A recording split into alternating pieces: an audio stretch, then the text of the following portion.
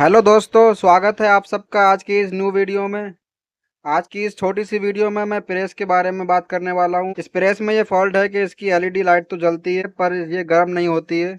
तो इसकी इस प्रॉब्लम को हम कैसे सॉल्व करेंगे, कैसे हम देखेंगे कमी किस पार्ट में है और कैसे कैसे हम प्रेस को खोलते हैं और किस तरीके से हम इसमें पता करते हैं कि कौन से पार्ट में कमी है। तो चलिए वीडियो को पूरा वॉच करें, तो वीडियो में आपको पूरी जानकारी मिलेगी दोस्तों। तो सबसे पहले मैं प्रेस का प्लग लगा के दिखाने वाला हूँ आखिर फॉल्ट क्या है।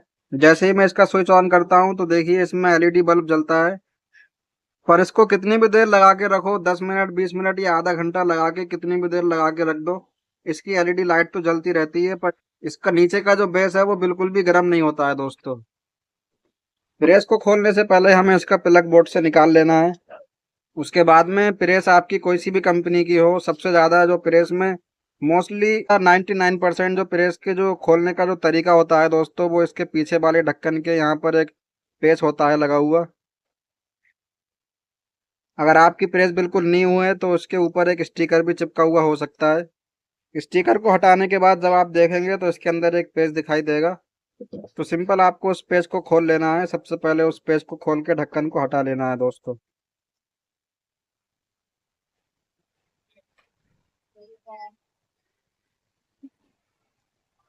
तो कुछ इस तरीके से इसका ढक्कन हट जाता है। उसके बाद में हमें प्रेस में सामने की तरफ इसके वायर दिखाई देते हैं जो मेन लीड से जाते हैं। और यहाँ पर आपको एक चीज़ समझ लेनी है कि अगर जो हमारा जो इसका एलईडी लाइट है वो ऑन हो रहा है तो हमारी मेन लीड 100% ठीक है दोस्तों। क्योंकि अगर लीड ख़राब होगी तो इसकी एलईडी लाइट भी नहीं जलेगी। तो यहाँ पर हमारी लीड ठीक है, इसकी लाइट भी ठीक है। अब उसके बाद में हमें ये देखना है कि आखिर जो हमारी प्रेस है वो गर्म क्यों नहीं हो रही है। तो उसे देखने के लिए हमें प्रेस को पूरा खोलना है। तो इस प्रेस को किस तरीके से खोलते हैं, कहाँ कहाँ पेच होते हैं, तो वो सब कुछ आप जब ध्यान से इसको देखते रहेंगे तो आपको पता चले कहाँ कहाँ इसमें पेच लगे हुए होते हैं। यहाँ पर सबसे पहले आपको इस ढक्कन को हटा लेना है दोस्तों। इस तरीके से पेचकस नीचे की तरफ डाल के ऊपर को करेंगे तो इसका जो बटन है इस तरीके से ये बाहर निकल के आ जाएगा।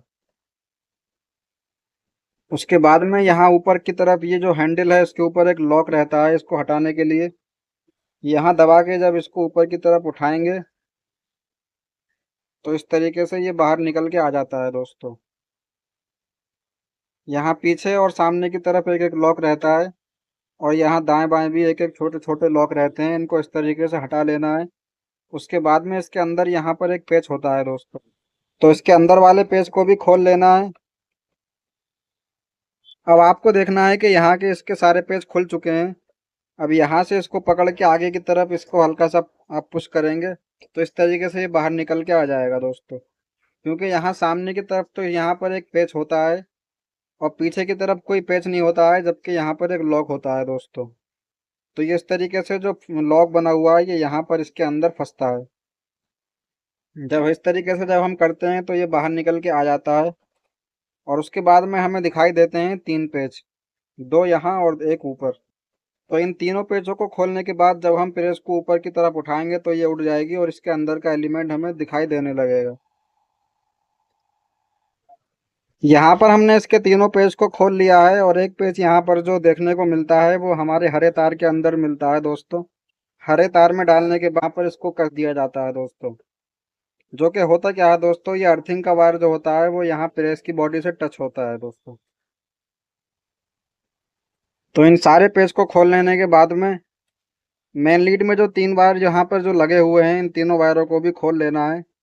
तो पहले मैं इसके तीनों पेज खोल के इसके ऊपर के ढक्कन को हटा लेता हूँ। उसके बाद में मैं आपको इसके अंदर का सिस्टम बिल्कुल बारीक तरीके से समझाने वाला हूँ। यहाँ पर इसकी मेन लीड को अलग कर लिया है। उसके बाद में इसकी एलईडी को बिल्कुल आराम से निकालना है।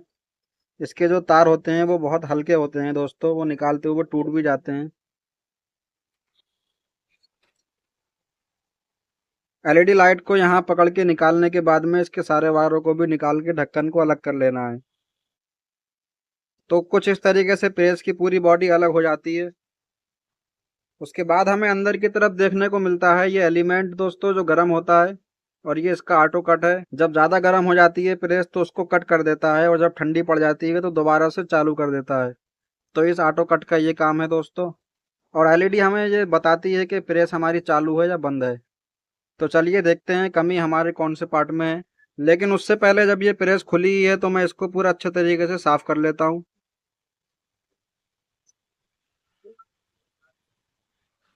अब इसकी कमी को चेक करने के लिए हमारे पास ये मीटर है, तो हम मीटर से चेक करेंगे। अगर आपके पास मीटर नहीं है तो उसका भी तरीका मैं आपको बता दूंगा किस तरीके से आपको चेक करना है। और अगर मीटर है तो इसको बजर पे सेट करना है। उसके बाद में इसकी दोनों पिनों को, यह जो हमारा ऑटो कट है, इसके दोनों तारों पे लगाना है। इसका एक तार ये लाल वाला है और दूसरा तार ये वाला लाल वाला है। तो इन दोनों लाल तारों पे इसकी दोनों पिनों को लगाने के बाद में मीटर में हमें देखना है कि कुछ रीडिंग आती है या नहीं आती। तो यहाँ मीटर में कुछ रीडिंग आ रही है, तो यानी कि हमारा जो ऑटो कट है वो सही है दोस्तों। अब बचा है हमारा केवल एलिमेंट। अब इस एलिमेंट को चेक करने के लिए हमें मीटर को यहीं सेट रहने देना है।